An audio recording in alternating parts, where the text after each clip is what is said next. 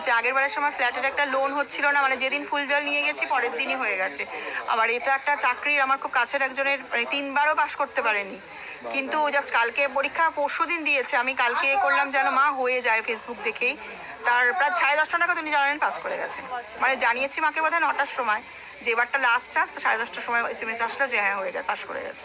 আর আমার সেই ফ্ল্যাটের রেজিস্ট্রিও কালকে, সেটাও যেন সুষ্ঠুভাবে হয়ে যায়, তাই করে মাকে পুজো দেওয়া মানসিক। সব মায়ের ডাক, সব মায়ের আরো মানসিক আছে আমার, সেগুলো হয়ে গেলে আমি পুজো দিয়ে যাবো। জয় মা। ঠিক আছে।